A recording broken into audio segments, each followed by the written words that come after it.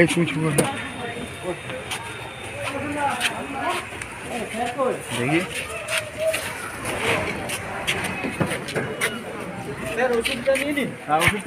তুমি শুরু করছো কেন? চোদন খেয়ে যাবো তো। ए भाई साहब, क्या नाम है आपका? जावेद। कहाँ से आया हो आप? बर्मा से आया। बर्मा से। किस लिए आया था यहाँ पर? काम करने आया था। कहाँ काम करने के लिए आया था? इंडिया पर। इंडिया पर ये बांग्ला में क्या कैसे आया?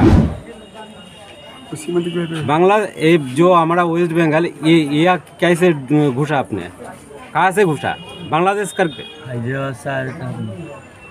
वहाँ बांग्लादेश कैंप में जाने के लिए हैदराबाद से यहाँ पर आए। Sir hello. हैदराबाद से आया हो जी। यहाँ पर कहाँ पर आप पहले? यहाँ पहले कहीं भी नहीं आए। तो यहाँ पर आपको कैसे मिला? वो पार करने वाला से बात हुआ था। वो कितना रुपया के आपको साथ बातचीत हुआ था? 20,000। 20,000। वो जो आदमी को साथ आपको पैसे के बारे में बात हुआ था उसका घर कहाँ है? नहीं मालूम, मौसम नहीं मालूम। कहाँ में लुक गया? कहाँ मिला था उसको? इधर इधर कुछ भी नहीं मालूम। हैदराबाद नो ओ बांग्लादेश में? यहाँ पर मिला था। बेंगल पर? बेंगल क्यों ताऊ जाए ना ওরা কিছু জানে না। বলছি এই মানে টুঙ্গি বাদনঘাটের এলাকায় মাঝদিয়া সুধীরঞ্জন লাহিড়ী মহাবিদ্যালয়ের সামনে যে চারটে বাংকার উদ্ধার হওয়ার পর তার ঠিক 2 কিলোমিটারের মধ্যে 2 জন রোহিঙ্গা গ্রেপ্তার গতকাল রাত্রে, কী বলবেন? আমাদের যে সন্দেহ হচ্ছে যে এই রোহিঙ্গারা এত কাছাকাছি ধরা পড়লো কেন, বিশেষত যেখানে বাংকার ছিল সেই বাংকার থেকে 2 কিলোমিটারের মধ্যে ভাজনঘাট গ্রাম, সেই ভাজনঘাট গ্রাম থেকে আমরা জানতে পারছি যে 2 জন রোহিঙ্গা উদ্ধার হয়েছে। তো আমাদের সন্দেহ হচ্ছে এইভাবে কি রোহিঙ্গাদের এইসব বাংকারে লুকিয়ে রাখা হতো না, সেটা নিয়ে। প্রিয় দর্শক, আমি নয়ন রয় সবাইকে স্বাগত জানিয়ে শুরু করছি আজকের এই গুরুত্বপূর্ণ প্রতিবেদন। দেখতে থাকুন শেষ পর্যন্ত। দর্শক, আপনারা ভিডিওটা দেখলেন এবং শুনলেন, দেখে আর শুনে আপনারা কি বুঝলেন? আপনারা জানেন গত কয়েকদিন আগে আমি একটা ভিডিও করেছিলাম, সেখানে এক বাংলাদেশে মানে যাওয়ার জন্য এক রোহিঙ্গা তিনি বাংলাদেশ থেকে এসে দিল্লি যাবেন বলেছিলেন। দিল্লিতে তাকে মানে দিল্লিতে তাদের আত্মীয় স্বজন ওখানে নাকি আছে, তারা সেখানে মানে যাবেন। একজন পুরুষ এবং তার সঙ্গে 2টো বাচ্চা ছিল, হয়তো সম্ভবত তারই বাচ্চা। কিন্তু এই রোহিঙ্গা বাংলাদেশ থেকে ঢুকে কোথায় যাবেন? দিল্লি যাবেন। আমি একটা ভিডিও করেছিলাম, সেখানে আমি বলেছিলাম যে দেশটা কি কারো বাবার সম্পত্তি নাকি, বা যে যেখান থেকে আসবে এখানে এসে বসে পড়বে। আর রোহিঙ্গারা এভাবে ঢুকে আমাদের দেশের যারা নাগরিক আছেন তাদেরকে হুমকির মুখে ফেলবে, দেশকে হুমকির মুখে ফেলবে। আর একটা ঘটনা দর্শক আপনারা চোখের সামনে দেখতে পাচ্ছেন যে কিভাবে বাংলাদেশ থেকে রোহিঙ্গারা ঢুকছে, এবং আমাদের এই সরকারি বা সরকার যারা আছেন এই তোলামূলী পার্টির নেতা মন্ত্রীরা, তাদের নেতৃত্বে আজকে এই চক্রান্ত চলছে। এই যে ছেলেকে আপনারা দেখতে পাচ্ছেন, নাম হচ্ছে জাবেদ, এবং কোথা থেকে এসছেন বললেন? বারমল থেকে, মতলব বারমল থেকে হচ্ছে আপনার মায়ানমার থেকে এসছেন, এবং হায়দ্রাবাদে থাকতো, সেখান থেকে বাংলাদেশ যাওয়ার উদ্দেশ্যে এই বাংলায় এসেছে। এবং এটা নয় যে ওরা আজকে কালকে এসছে, কিন্তু হায়দ্রাবাদে এসে যখন ওখানে থাকছে, কাজ করছে, তার মানে এটা অনেকদিন আগের কেস, অনেকদিন আগে এসছে, মানে যাতায়াত তাদের ছিল বা আছে। এখন আমার প্রশ্ন হচ্ছে যে হঠাৎ করে তারা মানে ভারতবর্ষ থেকে চলে যাওয়ার একটা প্ল্যান করছে কেন, বা ভারতবর্ষে এসছিল কেন? আপনারা জানেন যে ভারতের মানে প্রায় রাজ্যেই এখন একটা নাকা চেকিং চলছে, সেখানে ধরা পড়ছে অনেক জঙ্গি এবং জেহাদিরা, এবং অনেক বাংলাদেশি সেখানে ধরা পড়ছে। আর এরা হয়তো মনে করেছিল যে ভারতবর্ষের যে পরিস্থিতি এখন, ভারতে না থাকাটাই ভালো, হয়তো যে কোনো সময় ফেসে যেতে পারি, তাই বাংলাদেশ পালানোর চেষ্টা করছিল।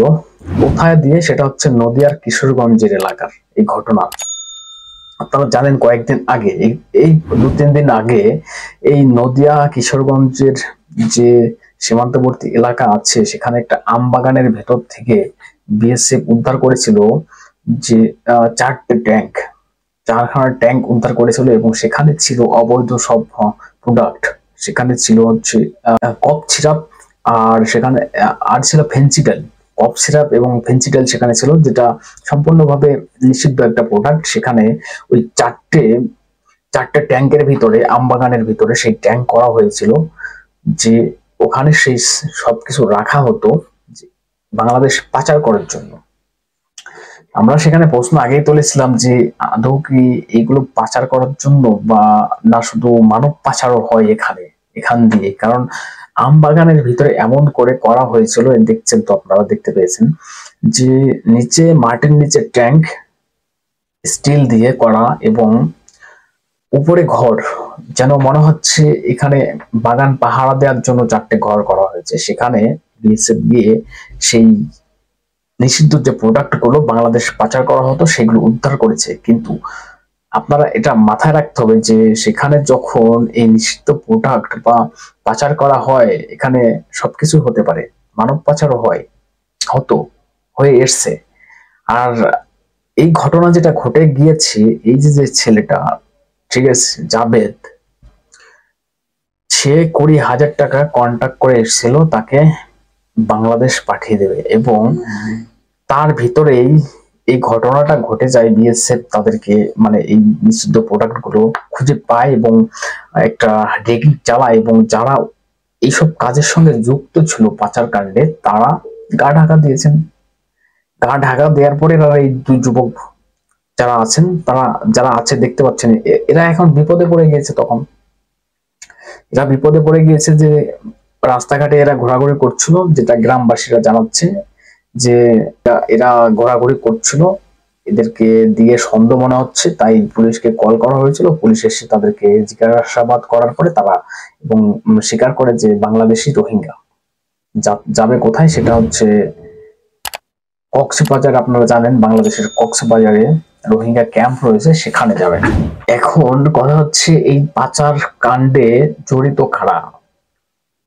এই তোলামুলির পার্টির নির্দেশে কি এই পাচার কাণ্ড হয় বা চলে?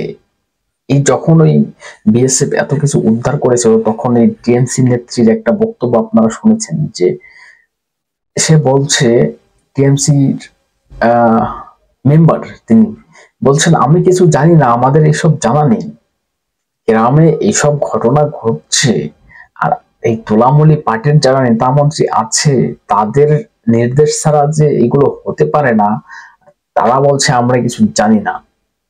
মানে গোটা ঘটনাটা একটা র্যাকেট কাজ করছে, যে ওই রুটে, মানে ওই এলাকায় একটা রুট অলরেডি তৈরি হয়ে গেছে, যেখানে নিষিদ্ধ পণ্যগুলো পাঠানো হয়, পাচার করা হয়, সেখানে মানব পাচার হবে না, এটাই বা বলা যায় কি করে? যে মানে কি করে আমরা অবিশ্বাস করতে পারি যে যেখানে মানে নিষিদ্ধ প্রোডাক্ট পাচার করা হচ্ছে সেখানে মানব পাচার হবে না, জঙ্গি পাচার হবে না, এবং যারা রোহিঙ্গা আছে তারা আসা যাওয়া করবে না, তাদেরকে আসা যাওয়া করাবে না, 20,000 টাকার বিনিময়ে তারা এইসব কাজগুলো করে দিচ্ছে, এইসব কাজগুলো করছে, দেশের ক্ষতি করছে।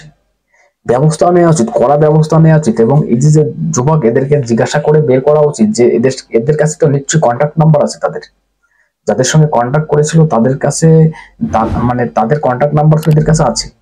এদের কাছ থেকে কন্ট্যাক্ট নাম্বার নিয়ে তারা কি কথা বলেছিল, কোথায় ছিল, কি করে আসলো, কি করে যেত, কাদের সঙ্গে কথা বলেছে, সব ডিটেলস বের করে ব্যবস্থা নেওয়া উচিত এদের বিরুদ্ধে।